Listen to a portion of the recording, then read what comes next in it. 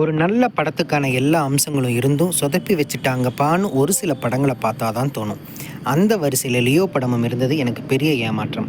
இந்த வீடியோவோட நோக்கம் இந்த படத்தோட ரைட்டர்ஸை விட எனக்கு திறமை அதிகம்னு சொல்கிறதுக்காக இல்லை.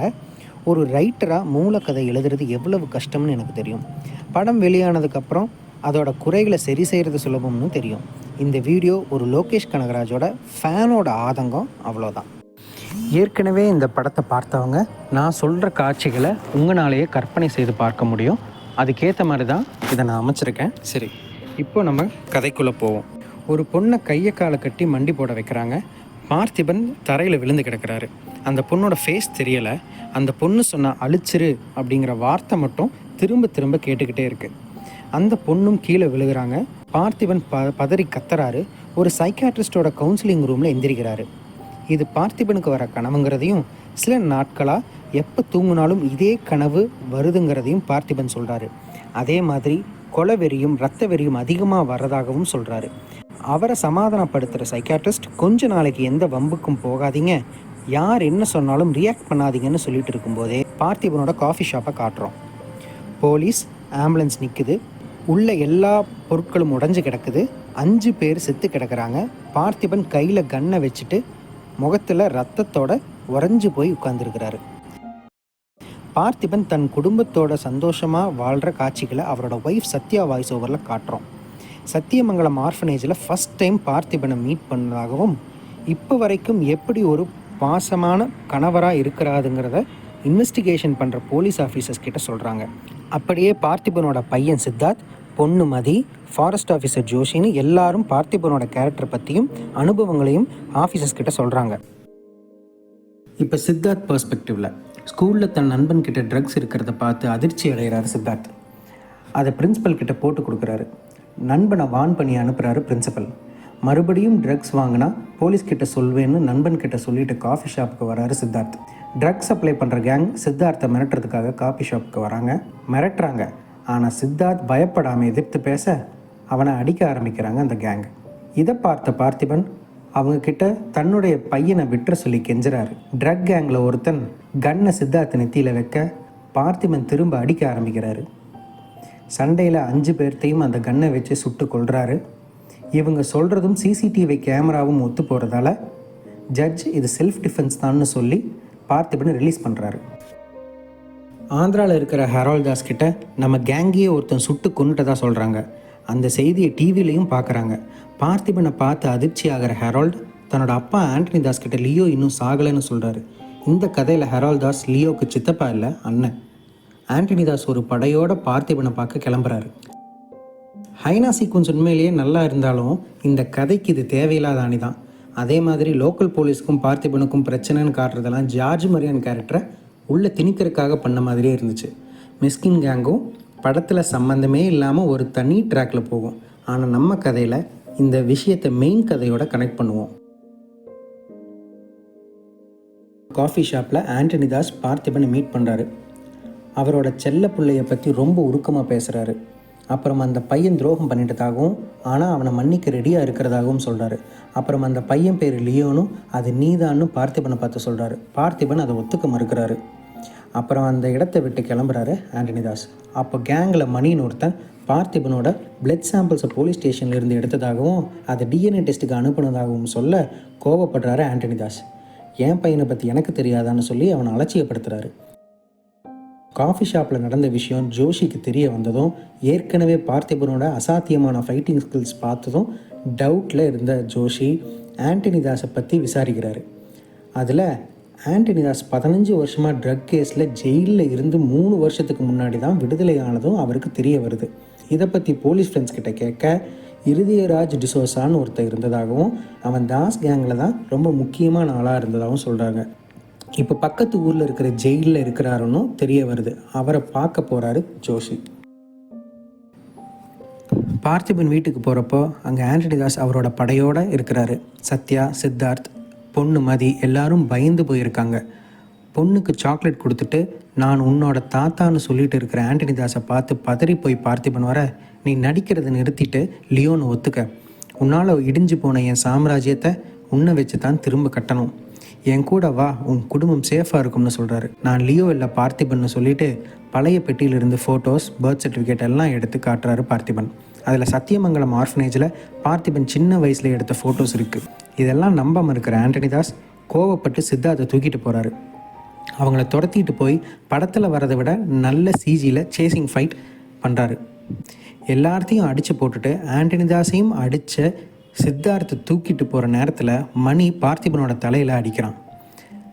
பிறகு அடிபட்டு இருக்கிற ஆண்டனிதாஸையும் சித்தார்த்தையும் காருக்குள்ளே தூக்கி போட்டுட்டு அந்த இடத்த விட்டு கிளம்புறான் மணி.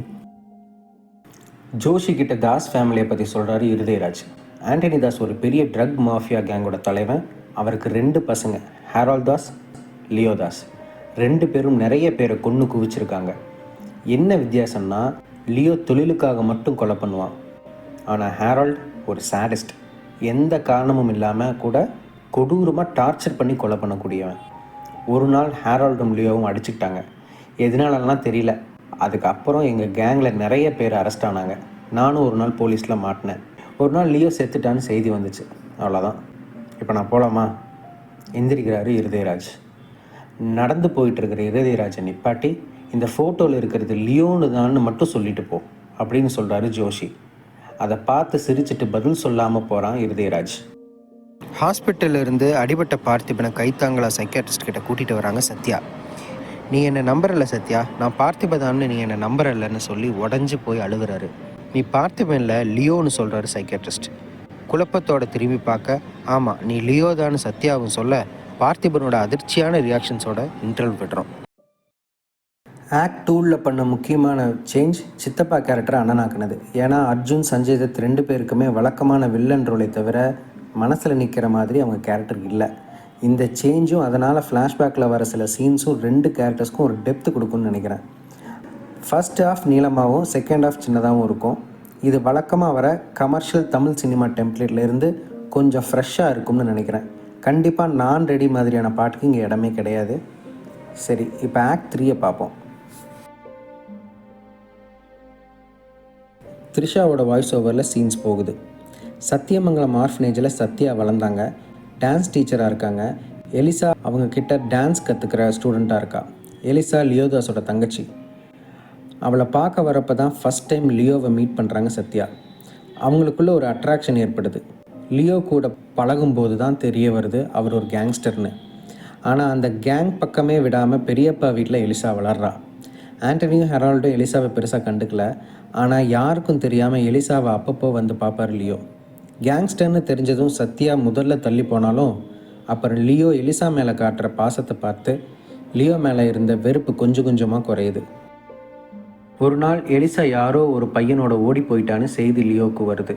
சத்யாவோடு சேர்ந்து எலிசாவை தேடுறாரு. கடைசியாக ஒரு சீப் ஹோட்டல் ரூமில் அரைகுறை ட்ரெஸ்ஸோட ஃபுல் போதையில் இருக்கிறா லிசா.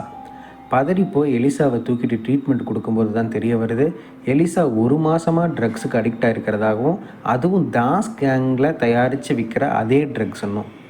இப்போ ஸ்கூல், காலேஜ் எல்லா இடத்துலையும் அந்த ட்ரக்ஸ் சப்ளை பண்ணப்படுது. ஃப்ரெண்ட்ஸ் கூட சேர்ந்து சும்மா விளையாட்டாக எலிசா ட்ரக்ஸ் எடுக்க அதை விட முடியாமல் அடிக்ட் ஆகிட்டான்னு தெரிய வருது. எலிசா என்னால் அதை விட முடியலன்னு கதறி அழுகிறா. இதை பார்த்த லியோ மனசில் குற்ற உணர்ச்சியோட கண்கலங்கி நிற்கிறாரு. சத்யாவோட சேர்ந்து எலிசாவை ஒரு ரீஹாபிலிட்டேஷன் சென்டரில் சேர்க்குறாங்க. சில மாதங்கள் போகுது. அந்த டைமில் எலிசாவோட ஃப்ரெண்ட் ஆகிற ஒரு ஜேர்னலிஸ்ட் கொஞ்சம் கொஞ்சமாக தாஸ் ஃபேமிலியை பற்றி உண்மையை எலிசா கிட்டேருந்து தெரிஞ்சுக்கிறாங்க. ட்ரக்ஸ்னால் எவ்வளோ குழந்தைகள் பாதிக்கப்படுறாங்கன்னு சொல்லி எலிசாவை தாஸ் ஃபேமிலிக்கு எதிராக வாக்குமூலம் கொடுக்க தூண்டுறாங்க. இந்த விஷயம் ஹேரால்ட் தாஸ் காதுக்கு போகுது. ஹேரால்ட் ஆண்டனி கிட்ட எலிசாவை கொண்டுடலான்னு சொல்கிறாரு. இதை கேட்டு லியோ கோவப்படுறாரு. ஹெரால்டை அடிக்க ஆரம்பிக்கிறாரு. 2 பேருக்கும் சண்டை வெடிக்குது. ஆண்டனி சண்டையை நிப்பாட்டிட்டு எலிசாவை கொல்ல வேண்டாம், ஆனால் அவன் நம்ம கண் பார்வையில் தான் இருக்கணும், அவளை ஃபேக்ட்ரிக்கு கூட்டிகிட்டு வாங்க அப்படின்னு சொல்கிறாரு. எலிசாவை ஃபேக்ட்ரிக்கு கூட்டிகிட்டு வராங்க. ஆனால் அதுக்குள்ளே எலிசா தன்னுடைய வாக்குமூலத்தை வீடியோ ரெக்கார்ட் பண்ணி அந்த ஜேர்னலிஸ்ட் கிட்ட கொடுக்குறாங்க. அந்த ஜேர்னலிஸ்ட்டோ அதை போலீஸ்கிட்ட கொடுத்துட்றாங்க.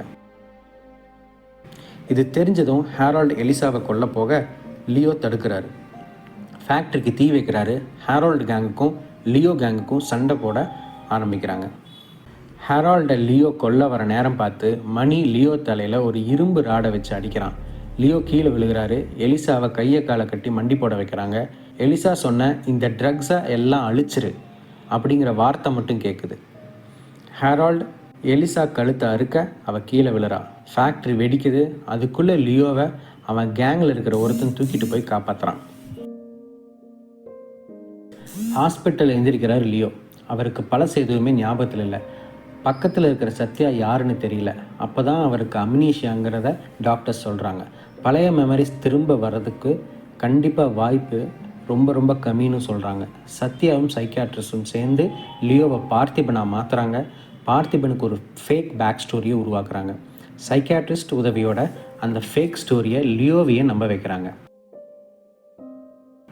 பார்த்திபன் இடிஞ்சு போய் சைக்கியாட்ரிஸ்ட் ரூமில் உட்காந்துருக்கிறாரு.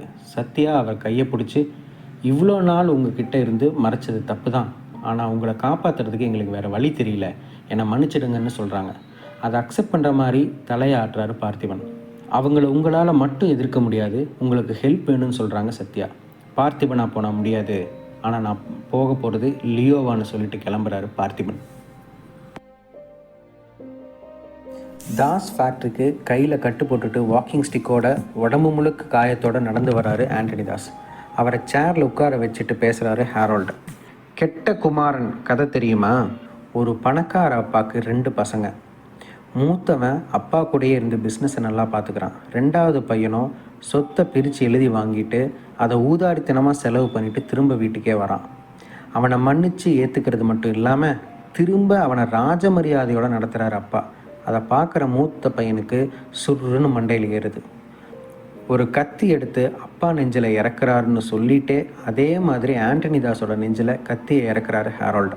அதே நேரத்தில் ஹேரால்டுக்கு விசுவாசமாக இருக்கிற ஆளுங்க ஆண்டனி தாஸோட ஆளுங்களை கொல்றாங்க. மணி அங்கேருந்து தப்பிக்கிறான்.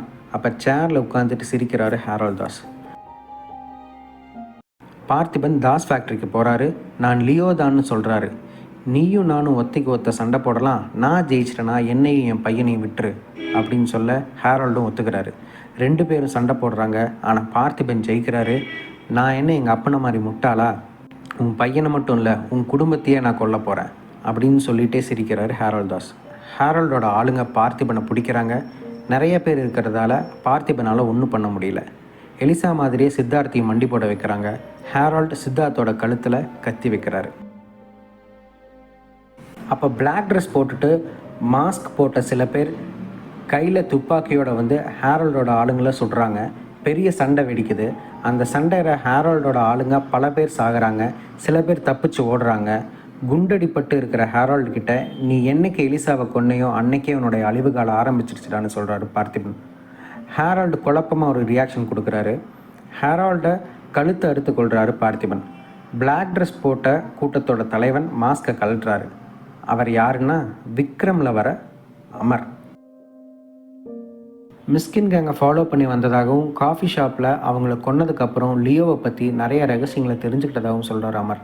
2 பேரும் சேர்ந்து ஃபேக்ட்ரியை கொளுத்துறாங்க. ஃபேக்ட்ரி பின்னாடி எரிஞ்சுக்கிட்டு இருக்க அமர் ஒரு ஃபோன் எடுத்து லியோ கையில் கொடுக்குறாரு. அதில் பேசுகிற விக்ரம், ட்ரக் ஃப்ரீ சொசைட்டியை உருவாக்கணும்னு ஒரு பெரிய படையவே திரட்டிகிட்டு இருக்கோம். உங்களோட அசாத்திய திறமை இந்த சமூகத்துக்கு தேவைப்படுதுன்னு சொல்கிறாரு. எங்கள் படைக்கு தளபதியாக வரீங்களா அப்படின்னு கேட்குறாரு. அவரோட ஃபேஸில் சின்னதாக ஒரு ஸ்மைலோட கிரெடிட்ஸ் போடுறோம். போஸ்ட் கிரெடிட் சீனில் மணி லேபில் நிற்கிறாரு. கம்ப்யூட்டரில் டிஎன்ஏ டெஸ்ட் ஓடிக்கிட்டு இருக்கு. நாட் மேட்சிங்னு வருது. இந்த வீடியோவில் நிறைய இடத்துல அவங்க சொல்கிறாங்க இவங்க சொல்கிறாங்கன்னு சொல்லியிருப்போம். அதெல்லாம் பார்க்குற உங்களுக்கு புரியணுங்கிறதுக்காக தான். படத்தில் இதெல்லாம் சரியான திரைக்கதை அமைச்சு விஷுவலாக காட்டணும். படம் ஃபுல்லாகவே பார்த்திபனோட பெர்ஸ்பெக்டிவில் கம்மியான சீன்ஸ் தான் இருக்கும். இது அவரோட ஐடென்டிட்டியில் இருக்கிற மிஸ்ட்ரியை கடைசி வரை ஹோல்ட் பண்ணும். ஒரு கமர்ஷியல் படத்தை எதிர்பார்த்து வர்றவங்களுக்கு இதுவே போதுமான கதையாக இருக்கும். ஆனால் லோகேஷோட ஃபேன்ஸுக்கும் குறியீடுகள் ஹிடன் லேயர்ஸ்னு எக்ஸ்பெக்ட் பண்ணி வர்றவங்களுக்கும் தீனி போடுற மாதிரி விஷயங்கள் இந்த கதையில் இருக்குது. எலிசாவை பற்றி இருதயராஜ் ஏன் சொல்லவே இல்லை? எலிசாவுடைய பேரை கேட்டதும் ஹேரால்டு ஏன் கன்ஃபியூஸ்டான ரியாக்ஷன் கொடுத்தாரு? சத்யா சொல்கிறதெல்லாம் உண்மையா? சத்யாவுக்கு ஏன் சைக்கியாட்ரிஸ்ட் ஹெல்ப் பண்ணணும்? சத்யாவும் அமரும் ஒரே ஆர்ஃபனேஜில் வளர்ந்தவங்களா? டிஎன்ஏ டெஸ்ட் நாட் மேட்சிங்னு வருது, அதுக்கு என்ன அர்த்தம்? உண்மையிலேயே இவர் லியோவா இல்லை பார்த்திபனா? இந்த மாதிரி கேள்விகள் அடுத்த பாகங்களுக்கான லீடாகவும் இருக்கும், எல்சிஓக்கான புதிர்களாகவும் இருக்கும்.